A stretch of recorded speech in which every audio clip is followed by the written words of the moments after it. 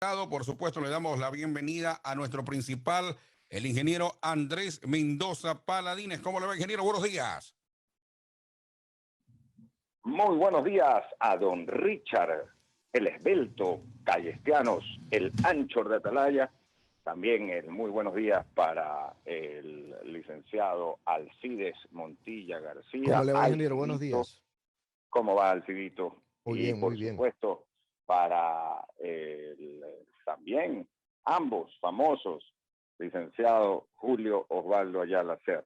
Ya está con nosotros nuestro primer invitado, el arquitecto Patricio Donoso, ministro del Trabajo, con quien vamos a hablar inmediatamente en esta entrevista. Antes, Ricky, usted tenía una información respecto a lo ocurrido al filo de la medianoche, inicio de la madrugada, en la vía Cuenca-Molleturo. La estoy revisando, ingeniero, la estoy actualizando. No logro actualizarla todavía. Ya apenas la tenga actualizada, inmediatamente le doy lectura, ingeniero. A ver, ayer, pues, usted vio al Cidito que hubo un incidente allí en esa vía. Totalmente. Con el ataque a un convoy. En la madrugada han tratado, filo de medianoche, ha tratado la policía de despejar la carretera, la Fuerza Armada, pero han sido atacados, no sé si vio por... Sí, aquí la tengo actualizada, ingeniero. Decenas de comuneros de Molleturo en Azuay atacaron a miembros de la policía que intentaban despejar hoy en la mañana la vía Cuenca-Molleturo, el empalme. El coronel William Ega, jefe del distrito, fue herido con una piedra en la cabeza. El grupo atacado tenía 160 policías, según la información que nos llega, ingeniero Mendoza. Bueno, ahí está lo que mencionábamos, vamos a tener ampliación y sería bueno también con nuestros compañeros en la capital, Azuaya, para más desarrollo de esta condenable situación que nos deja a todos realmente con incertidumbre y además con muchísima preocupación. Pero bueno, ahora sí, muy buenos días para el ministro de Trabajo, el arquitecto Patricio Donoso. Patricio, ¿cómo está? Lo saluda Andrés Mendoza aquí junto con Alcides Montilla y con Julio Ayala y lógicamente con Ricky Castellanos. ¿Cómo le va? Buenos días. Muy buenos días, Andrés. Le saludo a usted con toda afectividad y por supuesto a Alcides Montilla, a Julio Ayala, hombre de enorme experiencia incluso legislativa, más allá de su experiencia como periodista, y a Richie igual. Yo quiero sumarme a la molestia de lo que ocurrió anoche, bien lo están relatando ustedes. En Molleturo ha habido una agresión brutal contra las fuerzas del orden. Me parece que estaban controlando el circular de oxígeno para algún hospital o algún centro de salud. No estoy seguro de este último dato, pero lo que sí estoy seguro es que la violencia es inaceptable. Y ya que estamos hablando de violencia, lo que ocurrió anteanoche en Pomasque, al norte de Quito, a través de la cual fueron emboscados una serie de militares, hay muchos heridos, y por supuesto hay algunos asambleístas y politiqueros que se llenan la boca hablando de la violencia de las fuerzas del orden, cuando sabemos todos que la policía y las fuerzas armadas han sido muy cautelosas en el uso de la fuerza que legítimamente la ejercen, pues son precisamente eso, fuerzas del orden legalmente constituidas, en tanto que aquellos vándalos no están constituidos legalmente, más bien lo contrario, ilegalmente, y actúan a través de actos vandálicos, como el que usted acaba de relatar, Andrés, y el hecho que usted acaba de pedir más información. Y por supuesto que estamos sumamente preocupados. Ustedes, tres, al menos, que están en la radio Atalaya, Andrés, Alcides y Julio, tuvieron esta mañana que movilizarse a la radio para poder llevar adelante estas entrevistas. Pero les quiero comentar con toda estimación que hay miles de ciudadanos que tienen que hacer lo mismo y trasladarse no solamente a sus puestos de trabajo, sino a aquellos que no tienen puestos. Me refiero a los informales que tienen que vender algo para poder comer hoy día.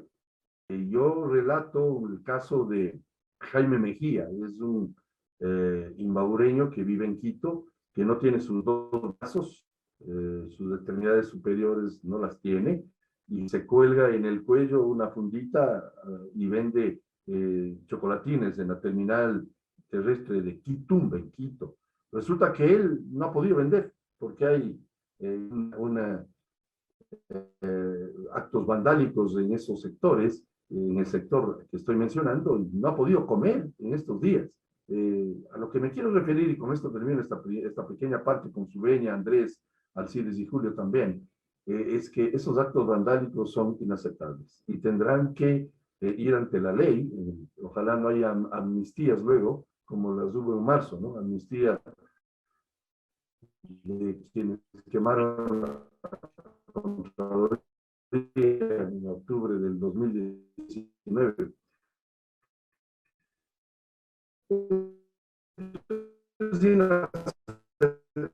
El gobierno del presidente Guillermo Lasso a la Casa de Cultura se cumplen los 10 puntos, es para que se va al diálogo. No es que no es posible. O me cumplen los 10 puntos o no. Se le está, las cosas en el país. Patricio, se está ahí un poquito distorsionando la señal suya del Zoom. No sé si se puede ubicar un poquito mejor para escucharlo como al principio. Voy a arreglarlo enseguida. Ahí estamos. Listo. Muchas gracias, Andrés. Ok. En fin, sigamos. Gracias. Vamos a ir con las primeras preguntas también de don Alcides Montilla y luego de don Julio Ayala. Yo quería solamente anotar que acá en Guayaquil, donde no pues ha habido la situación para nada tan grave como en la capital de la República, igual el tema de las ventas de quienes viven del diario, como se dice, están paupérrimas porque el tráfico de vehículos es mucho más bajo, la gente se guarda más temprano, no hay pues una actividad económica normal, los precios de los productos más que escasean, primero escasean y segundo, si se los encuentran están más caros. Si es así, me imagino qué terrible que tienen que estar pasando quienes viven de ese diario, de la venta del día. Del cachuelo, Andrés, del cachuelo. Sí, pues no. Sí, así es. El día en que no venden, no comen. No comen. No comen. Así de sencillo, así, o sea, no, es así de dramático.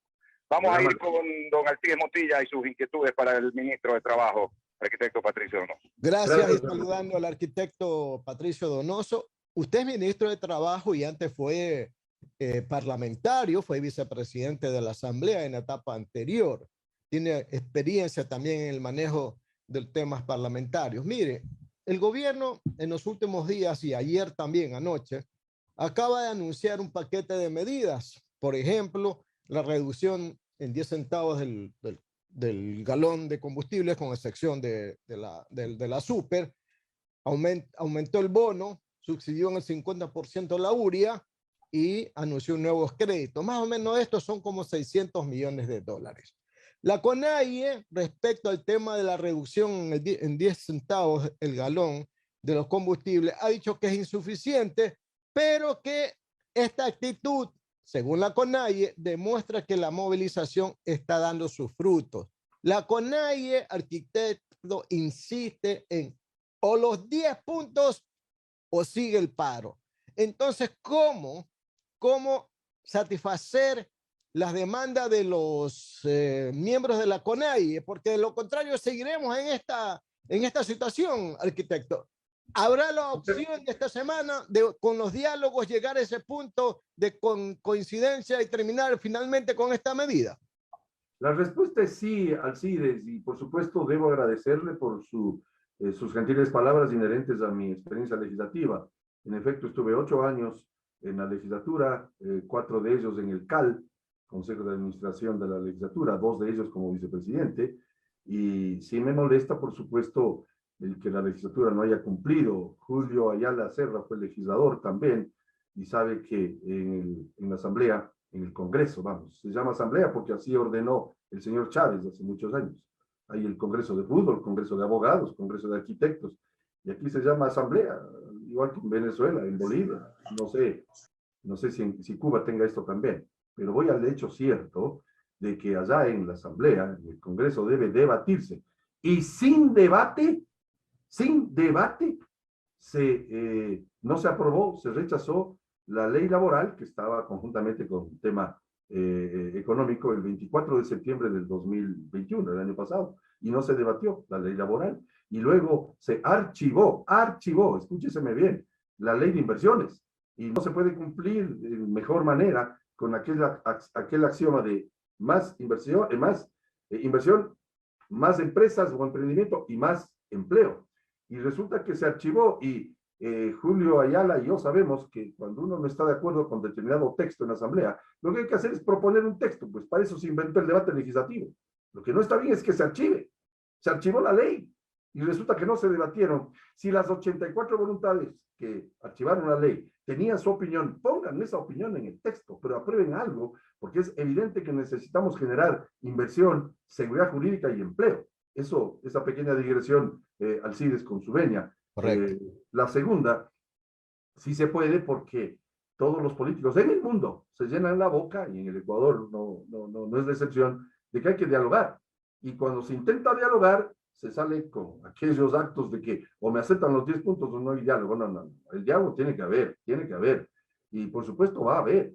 Y mire usted, el gobierno ha extendido la mano con aquello que mencioné de dejar que entren y hagan su asamblea, la CONAIE me refiero, en la Casa de la Cultura, ha eliminado el decreto de excepción establecido hace pocos días, precisamente como actos de buena fe, en actos de gobernabilidad. Y ayer, usted lo menciona, Alcides, ya el gobierno ha tomado acciones como bajar 10 centavos el precio de la gasolina, extra, Ecopaís y el diésel. Yo le voy a dar un dato, Alcides, a través suyo al país entero. Esos 10 centavos significarán que, sin duda alguna, se haga un ahorro de más o menos un sueldo al año para los tanqueros, es decir, para los vehículos pesados, porque más o menos el ahorro, si usted transita 1000 kilómetros a la semana, será de 37 centavos, de forma tal que al año, más o menos, calculamos, serán $456 de ahorro, o sea, prácticamente un salario básico unificado de ahorro al año. Es una buena medida, una buena ayuda del gobierno, más allá de lo que usted, Alcides, mencionó, como subsidiar el 50% de la URIA para ayudar al sector agropecuario. Yo fui presidente de la Cámara de Cultura y sé de lo que estoy hablando. Otorgar créditos al 1% a 30 años plazo no lo ha hecho ningún gobierno. Más allá de actos importantes como haber quitado a 1.700.000 ecuatorianos de la central de riesgos para que se reactiven económicamente y en su vida productiva. Y no nos olvidemos de la vacunación, es muy fácil olvidarse una vez que se cumplió. Hay el 90%, 91% de los ecuatorianos mayores de 3 años vacunados con 2 dosis y estamos ya recibiendo la segunda de refuerzo. Esto no solamente que ha aliviado y ha salvado muchas vidas, sino que ha reactivado la economía. Es fácil, una vez pasado el partido de fútbol, comentarlo. Es muy fácil decir, jugó mejor Emelec que Barcelona o al revés, pero una vez que se acabó el partido. Pero resulta ser que cuando se hizo la oferta, el candidato Lasso, de vacunar a 9 millones de personas en 100 días, muchísimos lo dudaron y se logró. Y yo sí reiteraré, aun cuando a algunos les moleste, el hecho cierto de que ese proceso de salvar vidas y reactivar la economía a través de tener gente sana es importante. Termino con esto, Alcides. ¿Usted se acuerda la frase hace 26 meses? Quédate en casa, quédate en casa. Esa era la frase. Hoy la frase es reactívate económicamente. Pero arquitecto, insisto, esta semana, porque ya llevamos varios días, la gente está extremadamente desesperada, quiere ir a trabajar, no quiere más paralizaciones ni cortes de servicios, quiere trabajar. Entonces, la pregunta es, ¿esta semana se terminará el paro o no? En mi opinión, sí, porque los diálogos van a dar sus frutos. Hay algunos actores que están coadyuvando en esto, la Conferencia Episcopal Ecuatoriana, algunos miembros de la academia en este país, actores sociales de credibilidad e importancia, están dando una mano para que ese diálogo se lleve a cabo. Pero, por supuesto, el diálogo tiene que realizarse con toda la frontalidad del caso y la humildad que amerita. No se puede llevar a un diálogo cuando se dice o los 10 puntos o no hay diálogo. Entonces, ¿para qué se dialoga? Eso se llamaría sometimiento. Y el gobierno lo que ha hecho es dar la mano, extender la mano, las dos manos, a quienes tienen justas reclamaciones inherentes al sector indígena. Lo que no es justo es que unos cuantos infiltrados estén agrediendo de la forma en que ustedes lo han relatado. Un solo dato más con respecto a estas agresiones. Usted, vi hace pocos minutos, tenía un periódico en su mano, de pronto el diario El Universo. Lea usted El Universo, no sé si la página 6 o 7, donde dice que más de 100 periodistas han sido agredidos. Léalo, 163 es el informe de Fundamedios, estimado arquitecto. Periodistas que han sido agredidos. Sin embargo, aquellos revoltosos o los asambleístas que están a favor de una acción contra el presidente, nada dicen al respecto y se llenan la boca de democracia. ¿Dónde está la defensa a ustedes, los periodistas? Perdóneme, el presidente Lasso, cuando candidato, yo y otros actores que hacemos del actual gobierno, siempre cuestionamos la ley de comunicación, aquella ley que la pasó el correísmo y que implicó sanciones bárbaras a tantos medios de comunicación, empezando por el Diario Universo, por no mencionar otros. De tal manera que vamos en orden, paremos de esas agresiones a 160 y pico de periodistas. ¿Usted recuerda, y con esto termino esta parte del CIDES, ¿usted recuerda cuando en octubre del 2019 a un colega de ustedes casi lo matan?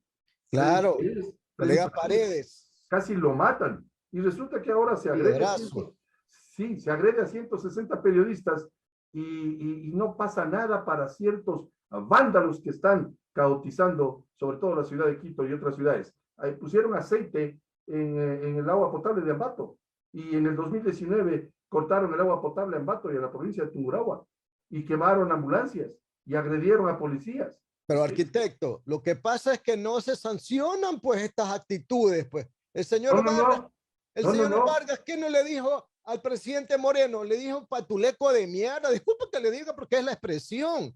Y el señor Vargas, ¿dónde está? Por allá escondido, no quiere saber nada de este paro. Sin sanción. Alcides, la justicia sí sancionó, lo que pasa es que en marzo se les dio amnistía.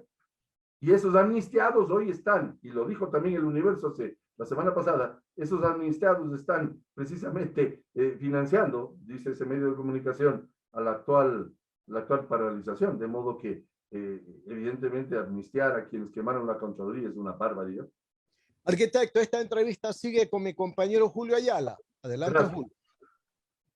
Señor ministro del Trabajo, usted sabe que lo aprecio mucho y lo respeto, gracias, pero dígame una cosa, ¿hasta cuándo va a seguir, y usted es parte de este gobierno, hasta cuándo va a seguir el gobierno con la cantaleta del diálogo?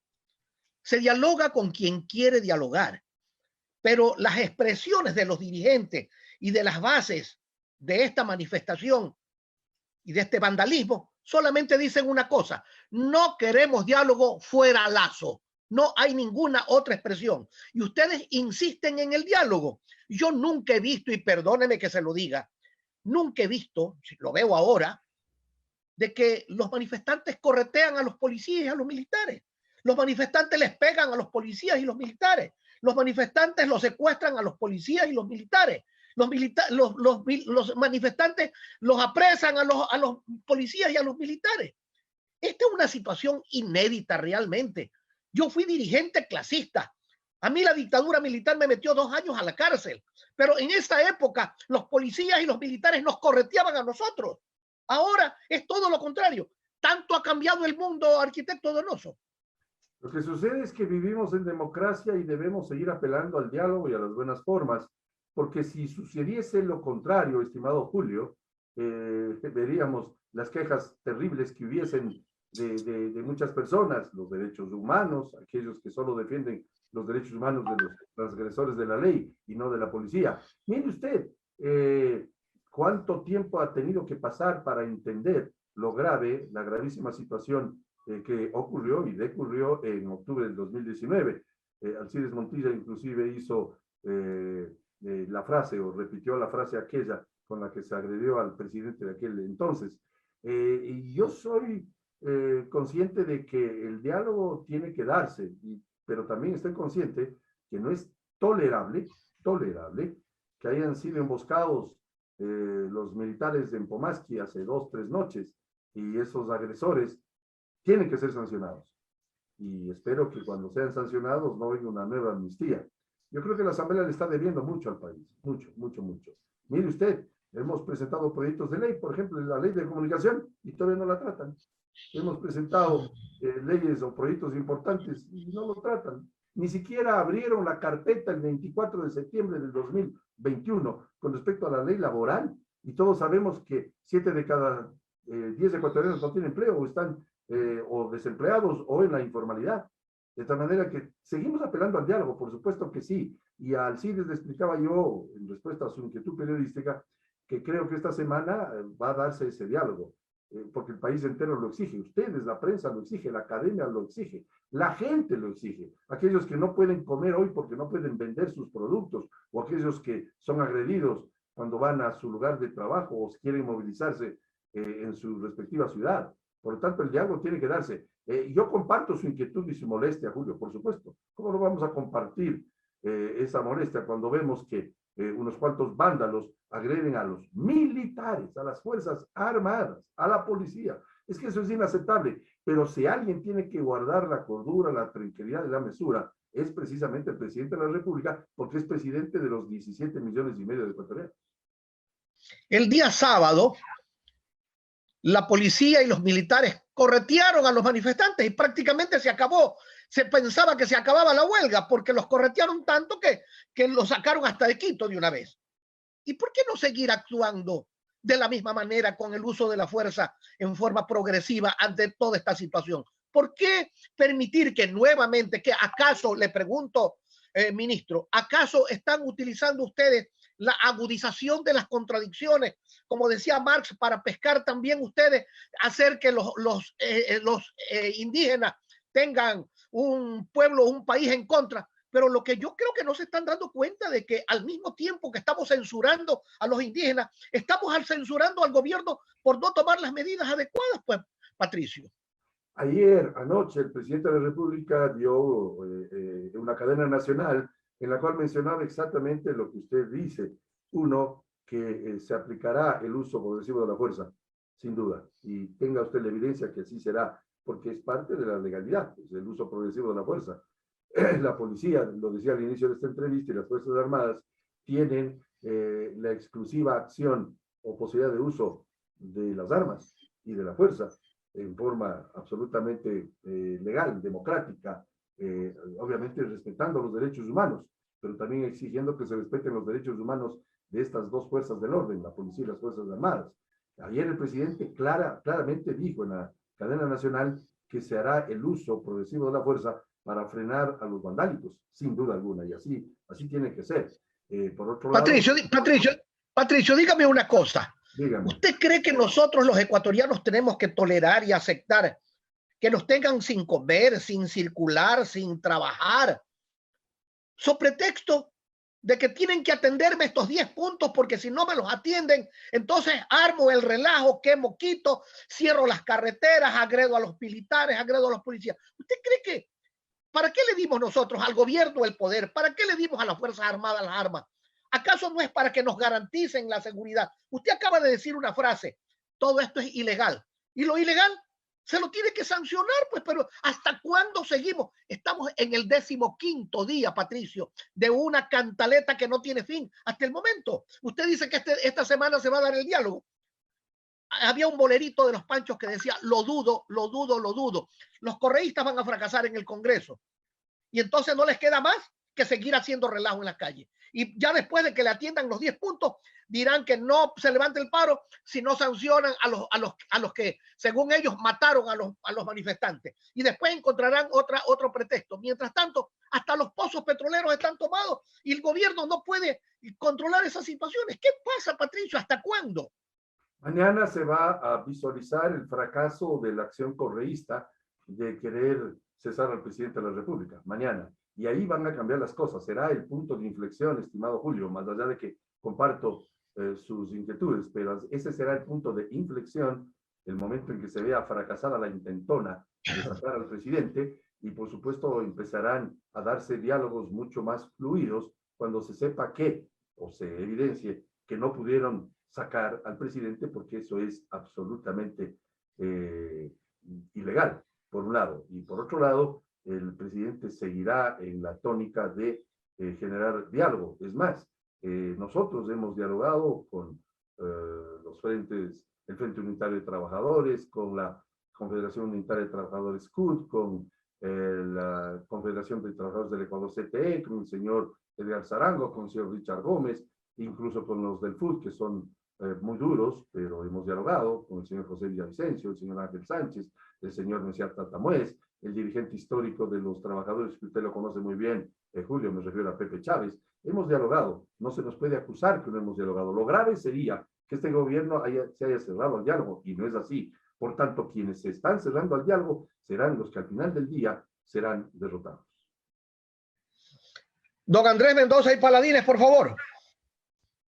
Sí, el tiempo es corto. Ya mismo está nuestro próximo invitado, el asambleísta Guido Chiriboga Ajay, que es el presidente de Creo.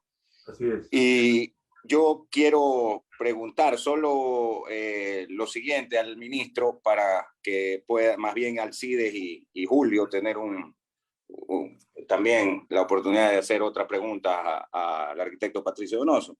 Y es lo siguiente: en el caso del gabinete y de lo que ustedes vienen sesionando en estos días, me imagino en algunos casos presencialmente, en otros casos virtualmente, pero están en una situación, hay una situación de emergencia.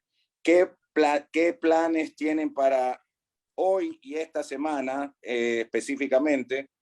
Ya hemos visto que algunos ministros han salido incluso a los medios de comunicación. Usted siempre ha estado, Patricio, pero hay ministros que no, que recién comenzaron a salir el día jueves y viernes, como digamos, al día 11 y 12 de la paralización.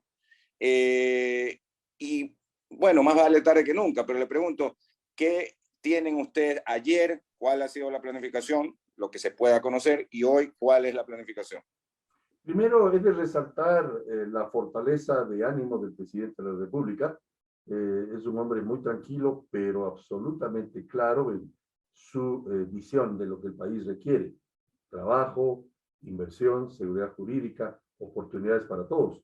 El primer año, más allá de la vacunación a la cual hice referencia, y ya no lo voy a hacer en este programa, trae ahora una reactivación económica importante, sobre todo referida a quienes no tienen empleo. Y parte de aquellos que no tienen empleo, 7 de cada 10 ecuatorianos, son sin duda alguna la gente que vive en el campo, la ruralidad, los campesinos. Y la fortaleza del presidente, la fortaleza de ánimo es realmente excepcional, primero. Segundo, gracias por sus palabras, siempre estoy dispuesto a conversar con los medios de comunicación, lo hago con Radio Atalaya, Radio I99, medios televisivos, en fin, todos los medios de comunicación del país, porque es nuestra obligación el hablar con la gente a través de los medios de comunicación. Una pequeña digresión, es por ello que yo defendí a todos los medios de comunicación cuando la malhadada aprobación, que fue el 14 de junio del 2013, malhadada aprobación de la ley Mordaza, recordará usted, Andrés, esa ley que tanto daño le hizo a la prensa y por supuesto a la democracia en el país. Para terminar la respuesta a esta su inquietud periodística, estimado Andrés, la línea esta semana es hablar en los medios, explicar lo que estamos explicando y por supuesto llevar adelante procesos de diálogo con la ayuda de las personas o instituciones que están prestas a hacerlo. Me refiero a la Conferencia Episcopal Ecuatoriana, ustedes, la prensa, la academia, en fin, gente de buena voluntad. De las Naciones Unidas también, ¿no? Fundación Esquel. Exacto, tiene usted razón, Andrés. Esa es la acción en esta semana. Alcidito. Al parlamentario, ya como vicepresidente de la Asamblea, ya como miembro del CAL en la anterior época, en la anterior etapa, a propósito de lo que está ocurriendo actualmente en la Asamblea, con esta sesión que tiene como destino pues el tema de la destitución presidencial, porque he encontrado 3 hechos fundamentales. He escuchado hasta donde he podido, más de las 10 de la noche, las intervenciones de los asambleístas, que entre paréntesis, con todo respeto, le digo, arquitecto, me da vergüenza tener en este país asambleístas de esa calaña, salvo excepciones. Discúlpeme, es mi concepto, pero mire, primero, ¿usted ha encontrado algún argumento motivado por la cual nos haga pensar de que hay una causal exacta de destitución del presidente? Dos, hay una asambleísta que se llama Paola Cabezas, que ha dicho que si no se consiguen los votos para destituir al presidente Lazo, volverán nuevamente a aplicar el mismo procedimiento. Yo no sé si eso está o no está en la Constitución. Y la tercera, de un asambleísta Jaramillo de la Izquierda Democrática, que fue porque ayer le expulsaron, que dijo que bueno, que hay que suspender las sesiones de la Asamblea hasta que Lazo cumpla con los 10 puntos motivo del reclamo de los indígenas. ¿Todo eso es posible? Usted como ex parlamentario, le pregunto, arquitecto. No, no es posible, y bastaría con que lean la ley orgánica de la función legislativa e incluso que leerían la constitución política del Estado. Yo creo que el primer deber de un asambleísta es conocer la constitución, conocer la ley que rige a los parlamentarios. Julio Ayala, cuando fue congresista, estoy convencido que se leyó de pe a pa, no cuando fue legislador, sino incluso cuando fue candidato, porque si usted va y perdónenme la comparación o la analogía, si usted va a dirigir un equipo de fútbol, lo primero que tiene que hacer es leer los reglamentos y estatutos de ese equipo de fútbol y conocer la nómina de jugadores con los cuales cuenta. Sin duda alguna, si usted pretende ser asambleísta o congresista, lo primero que tiene que hacer es leer la ley orgánica de la función legislativa y por supuesto la Constitución. Y respondiendo directamente a su pregunta, estimado Asiles, no hay causal, pues, no hay causal. Usted ha oído, yo también, los discursos de anteanoche y anoche. No hay causal, no existe tal causal. Y segundo, si es que el día de mañana se da lo que tiene que darse, rechazar la pretensión del correísmo, pues no podrá volverse a invocar el artículo 130, numeral 2 de la Constitución, que parece ser que algunos ni siquiera la han leído. Julio, por favor. Gracias. Sí, efectivamente, con la actitud de los correístas lo han blindado al presidente para el resto de sus funciones. Ya con esto no pueden volver a pedir la aplicación del artículo 130 de la Constitución. No, ya quedó prácticamente fuera. Pero una cosa, mi querido Patricio, por favor, dígame algo. ¿Hasta cuándo el asunto de la suspensión de los pozos petroleros? ¿Qué es lo que pasa allí? A mí me causa una estupefacción saber que tenemos, y hasta se paga por el cuidado de los pozos petroleros. Se pagan millones y millones de dólares por el cuidado de los pozos petroleros. Y no sé, antes recuerdo en alguna oportunidad haber leído que quienes cobraban por cuidar los pozos petroleros eran las propias Fuerzas Armadas. Ahora no sé si son empresas privadas, pero ¿cómo es posible que los pozos petroleros estén paralizados en un país que necesita de esos recursos ahora que ha subido el precio del petróleo? Usted ha hecho básicamente dos preguntas de este momento, Julio. Empiezo por la última, el tema de los pozos petroleros. Lo que sucede, sin duda alguna, es que la policía y las Fuerzas Armadas han tenido que cuidar no solamente los pozos petroleros, sino las ciudades, las calles, las carreteras, limpiando de la tumbada de árboles, aquellos que cometen delitos inclusive de orden ambiental. Es muy fácil cruzar una carretera, es decir, y pedir su tránsito libre, porque se bota un árbol y se acabó. Entonces, las fuerzas del orden han estado metidos en ese tema y, por supuesto, no pueden hacerlo todo, porque no existe el número de efectivos necesarios como para atender todas las necesidades urgentes. Y el tema de los pozos petroleros es urgente. Sé que hoy están tomando acciones inmediatas para evitar más pérdidas en el sector petrolero, que ya suman millones de dólares, pero tendrán que ser castigados los que están provocando ese perjuicio enorme a todos. Piden empleo y se van contra el trabajo. Piden apoyo a las 10 medidas y se van contra la economía de todos los ecuatorianos. Esa es la primera o la segunda parte de su pregunta. La primera, mañana será, recuerde Julio lo que le digo, y obviamente Andrés, Alcides, de Opinión Pública, mañana será el punto de inflexión, porque mañana será desechada la opción del correísmo de zafarse del presidente de la República, por decirlo de alguna manera. Tumbar sería el verbo a ser utilizado, pero por supuesto mañana quedará, como usted bien dice, sepultada toda opción de acometer contra el presidente de la República, que, repito, ha tenido una fortaleza de ánimo espectacular y nos da ánimos a todos quienes conformamos el gabinete y por supuesto a todos los ecuatorianos. Que las cosas no son fáciles, por supuesto que no. Alguna vez el expresidente Durán Ballén, yo era muy muchacho, me dijo, las decisiones fáciles ya están tomadas, las que quedan por ser tomadas son las difíciles, evidentemente, y esas son las decisiones que un gobierno con responsabilidad tiene que seguirlas tomando minuto a minuto. Muchas gracias, Julio. Patricio, pero una cosa solamente como un colofón a esta intervención. Sí. Usted dice que las Fuerzas Armadas y la policía están cuidando las carreteras y que por eso no pueden cuidar los pozos, pero tampoco las carreteras las han cuidado. Si tenemos por donde quiera tenemos, o sea que es un fracaso total, ni los pozos, ni las carreteras, ni las ciudades, no. Todos siguen en un vandalaje terrible que no sabemos cuándo va a terminar. Yo le graficaba lo del árbol, tumbarse un árbol precisamente, Julio, para evidenciar lo fácil que es cortar una carretera. Tumbar un árbol, se cortó el tránsito en la carretera, es facilísimo, facilísimo. Lo difícil es levantar todo el árbol y levantar las piedras y las llantas quemadas. Es fácil destruir, es muy fácil destruir. Esa es la irresponsabilidad con la que se manejan algunos vándalos, sin duda alguna.